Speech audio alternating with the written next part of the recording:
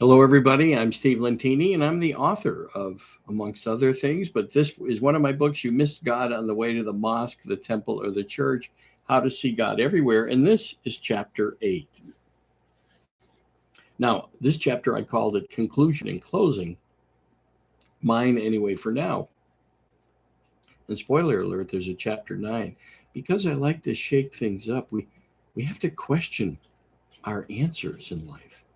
And our brain, just what I call the acorn brain, that small minded thinker, that little voice in our heads, the insidious little voice, it wants life to be ordered a certain way. And we have to learn to not let the machine run us, as George Gurdjieff used to say, George Ivanovich Gurdjieff, or Rainer Maria Rilke. He called it the little hooligan. Gurdjieff called it the machine. Are you going to run it or will you let it run you? And Rainer Maria Rilke would ask the same thing. Are you going to let the little hooligan run you? So I like to shake things up out of order according to our brains. So here's chapter 8.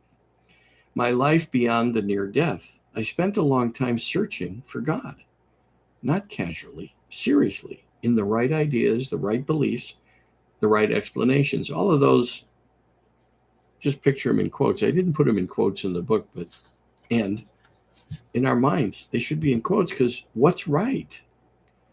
We have this idea that we think like God, and we are so far off, at least in my experience, because I got a glimpse. 1 second in intensive care, and the next second, one with everything and nothing, one with the creator of a universe, one with immense light and mercy and grace, and it's way beyond my comprehension. I don't know. I'm not trying to convince you of anything. Let me continue reading. I was convinced that understanding would finally get me somewhere. I was going to be a Catholic priest until I met a girl on the bus to Xavier High School.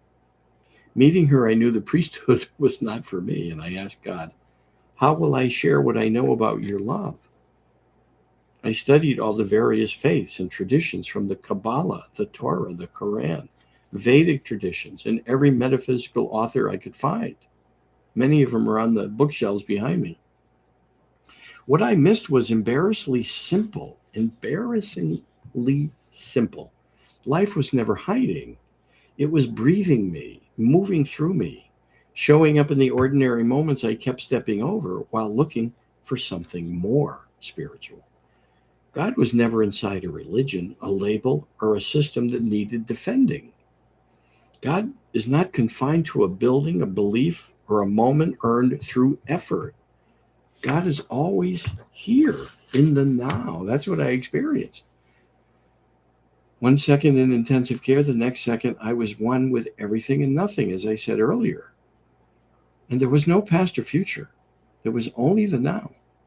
And none of this little voice that's in our heads, judging everybody, making others wrong, or making us right or superior. Our religion is the right one. Do you really think a God thinks small-minded like we do? The creator of a universe, here I call this brain the acorn brain. Do you think the God uses a small-minded thinking process called the acorn brain, or whatever you call your brain?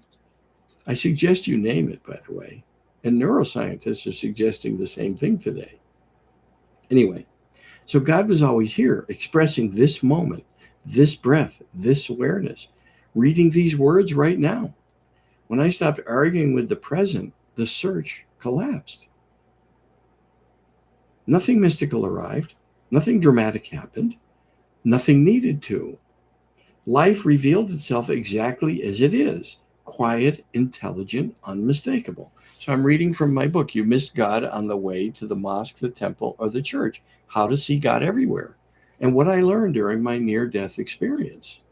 On the other side, I got a glimpse. So life revealed itself exactly as it is, quiet, intelligent, unmistakable. Not something to achieve. We don't earn God's love. Which of your children would you condemn to burn in hell? When I ask people that, they go, oh, no, I could never do that. Well, does that mean your love is greater than God's? If there's anything worth taking from this book, it isn't a belief to adopt or a conclusion to defend. It's a simple recognition. You didn't miss God on the way. Not to the mosque, not to the temple, not to the church. You've been standing in the infinite now the entire time. And the only thing that ever obscured it was the habit of looking elsewhere or feeling we need something else, like a tradition or ways to do things every day, certain ways to earn God's love. He gave us a miracle to live in.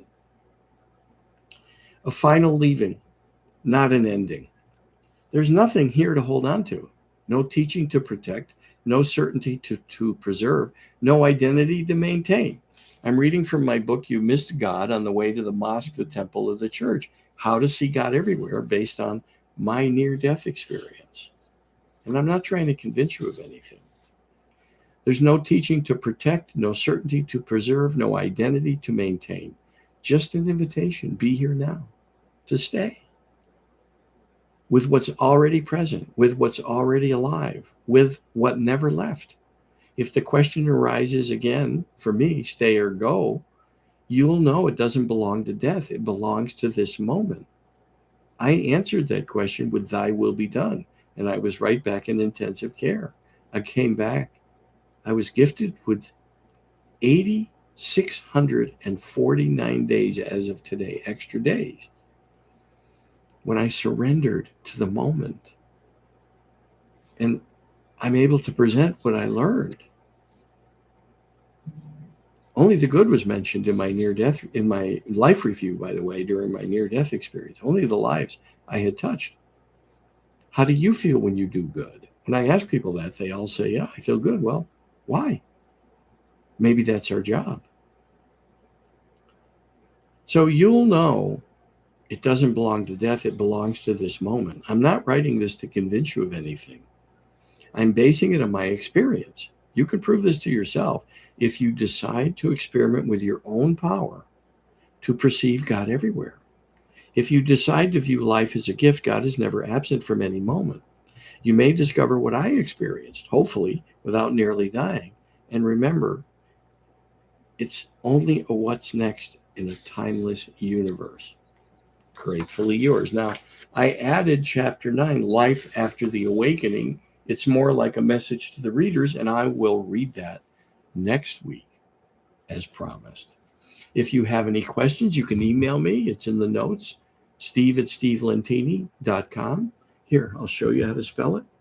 Steve, just add a Steve over here, steve@stevelentini.com.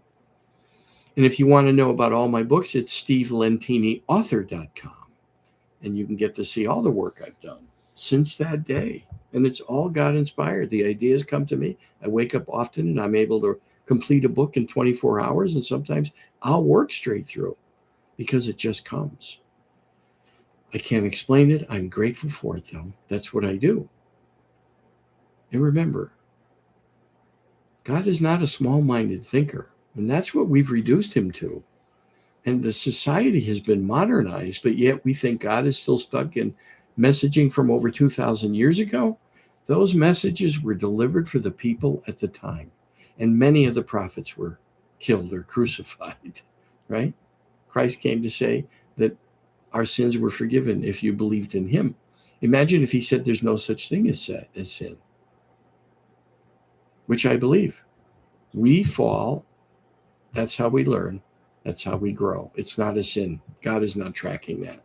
That's bullshit that we've been told over the years. And we've modernized our whole society, and yet we're stuck in that old thinking about God.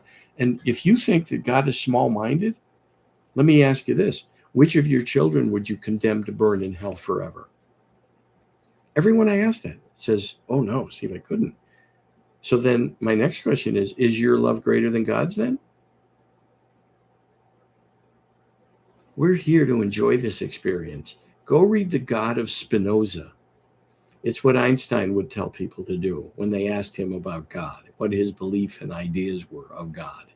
And he answered it a few other ways. But in particular, he would often say, go read The God of Spinoza, probably when he didn't have a lot of time. But that's up to you. I'm not trying to convince you of anything. My next book that I'm writing now is Your Answers Questioned. And that's a fun book. And we have to question our answers, because other than that, humanity won't advance. We can see all the places that we're small-minded and that people are small-minded. We see it. And we need to see it so we can make different choices. And if it bothers you, some of the small-minded thinking you see, or maybe your own, you're starting to recognize how small-minded your thinking is, you can elevate and you can retrain the mind. That's up to you. You have to think about that. All right. Any questions? Steve@stevelentini.com. I'm glad to answer any questions. Thank you.